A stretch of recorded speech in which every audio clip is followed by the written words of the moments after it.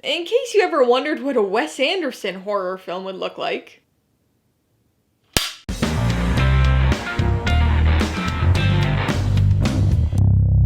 Hey everybody, welcome to Mainely Movies. Today I'm going to be talking about the 2023 psychological tragicomedy horror film, Beau Is Afraid.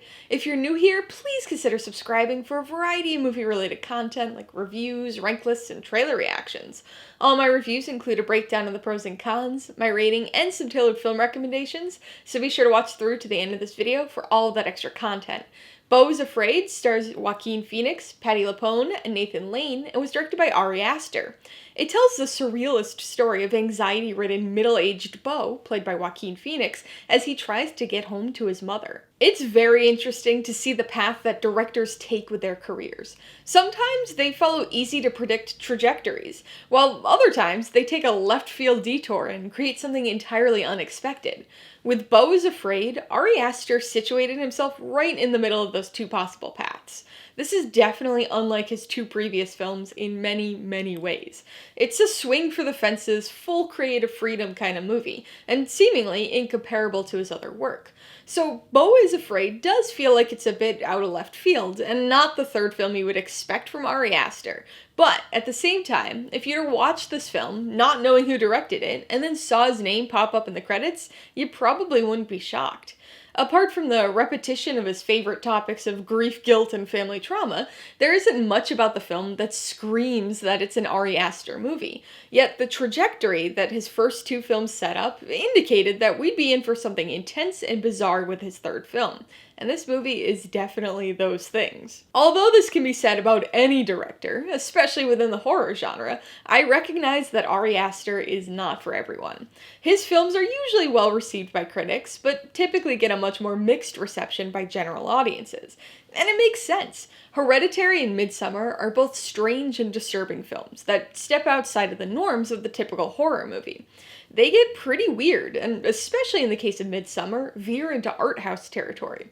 The mix of gore, psychological trauma, and self-indulgence doesn't work for a lot of people, and I could totally understand. Personally, I loved Hereditary, and I really liked Midsommar. Although Midsommar dipped into self-indulgent pretension a little more than I would have liked, I thought both films delivered interesting, entertaining, and disturbing stories, while also providing us with the layers of symbolism and themes we could dig into and appreciate, if we wanted to. Given my positive track record with Aster's films, I was looking forward to Beau Is Afraid, but man was this a disappointing movie. Even though Aster's films have all fallen under the genre umbrella of horror, none of them have been scary or horrific in the usual sense. Hereditary was a largely psychological family drama horror, while Midsommar was an artsy folk horror film. Beau Is Afraid stretches the horror designation even further. It's described as a surrealist black tragicomedy horror, which should tell you some things about the film, though ironically its actual genre probably isn't one of those things. It does have some horrific moments, it does have some absurdist and pitch black humor at times, and it's certainly an anxiety-ridden and anxiety-causing drama, but it gets the kitchen sink genre designation because the movie can't really be described in any sort of standard fashion. That might sound like an original and positive thing, and maybe it is to some people, but it gives the distinct impression that Aster threw every genre and idea he had at the wall just to see what would stick. Except he put superglue on the wall first. This is a chaotic, overstuffed film. It does somehow sort of follow the traditional three-act structure, but that's the only thing that's traditional here. What starts off as a bizarre but mildly funny story about a supremely anxious man trying to get home to visit his mother devolves into a series of loosely connected and absurdly escalating vignettes. The movie is overstuffed with near constant chaos, and yet very little of actual substance happens.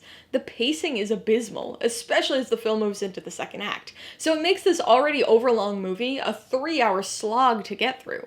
Now, there are certainly some interesting things that happen throughout the story, and Joaquin gives a compelling performance, but in the midst of all the chaos and randomness of the story's presentation, everything that happens ends up feeling inconsequential, making for a very frustrating narrative with nothing for the audience to grab onto, plot or character-wise. Despite the maximalist, chaotic approach to the story, it's clear that this is a movie that's far less concerned about its plot than it is about the themes, messages, and feelings it's trying to convey. And even though the film vacillates between being exceptionally heavy-handed and frustratingly esoteric, the basic themes all come to the forefront. It's a movie about anxiety and fear. It's a movie about guilt-ridden mother-son relationships. It's a movie about childhood trauma, about arrested development, about gaslighting and paranoia. Like all of Aster's films, there's a layer of symbolism and meaning to pick apart, and I genuinely enjoy that about his other films, but not with this one. Those other movies had deeper layers, but digging in and analyzing them wasn't required to understand or enjoy the story. It was a bonus that enhanced the film. Here, it feels like you walked out of the theater with a homework assignment. I always liked school and didn't mind homework that much, so I took it upon myself to work on that homework assignment in preparation for this review, with the intention of sharing my analysis. But as I dug deeper, the more shallow the themes got. I've mentioned it before in past reviews, but I'm not a fan of calling movies pretentious. By its very nature, I think the act of calling something pretentious is a little pretentious in itself, but that actually fits this film. When I was initially writing down my analysis of this movie's themes and underlying messages, I was realizing just how pretentious that analysis sounded. To even try to describe this film, I found myself using phrases like Freudian Odyssey and Oedipal Nightmare and the dreaded Kafkaesque. Even on the film comparison side, I was invoking Cronenberg and breaking out Kaufman and using Lynchian as an adjective. And I was just rolling my eyes writing it, because even though you can analyze the film in that way, it comes across obnoxiously, because that's a movie that thinks it has way more to say than it actually does. Aster takes a big creative swing with this one, but unfortunately, this third at bat is a big swing and a miss. Alright, let's talk about the pros and cons. The only significant pro is Joaquin Phoenix. He's certainly no stranger to bizarre roles in self-indulgent films, so his presence in this movie is far from unexpected, but despite the film's chaotic nature, he gives a compelling performance. Unsurprisingly, given the film's title, Phoenix's Beau is in a near constant state of anxiety-ridden panic. At each new twist and turn along the way, he finds himself in flabbergasted exasperation about the things he seemingly has no control over. This sad sack character is the perpetual punching bag and doormat of everybody and everything in the film, but Joaquin Phoenix goes all in with what had to be an incredibly emotionally taxing performance. On the con side, the biggest issue is how self-indulgent the film is. This is not a new criticism for me when it comes to Ari Aster's filmography. Even his previous movie, Midsommar, which I enjoyed quite a bit, was a film I criticized for self-indulgence. But the degree of the issue there pales in comparison to the self-indulgence on display here. Whereas Midsommar was overlong and indulgent from an art house padding standpoint, the self-indulgence here crosses the line to pretension.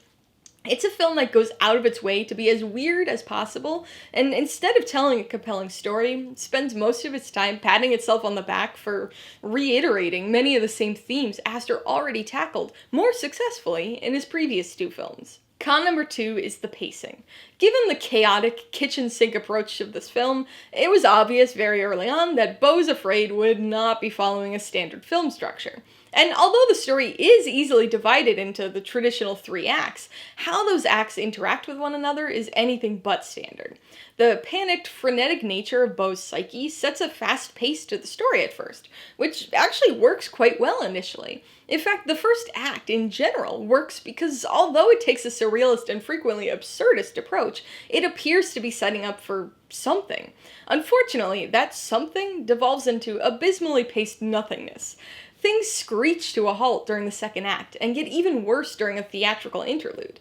The constant feeling of anxiety is still there, but the story becomes a slog that even the periodic bursts of WTF excitement can't shake this 3-hour marathon of a film free from. Before I give you my rating and recommendations, I want to remind you that if you're interested in buying Beau Is Afraid or any of the other films I mentioned today, I do have affiliate links for all of them in the description below. I get a small commission from anything you buy using one of my links, so I'd really appreciate it if you'd use them if you're in the market for any of these movies. I'm gonna give Beau Is Afraid 2 out of 5 paws. And honestly, that's being a little generous. Joaquin Phoenix gives a very compelling performance, and the idea of presenting this film through the mind and point of view of an exceptionally anxiety-ridden character is an interesting one.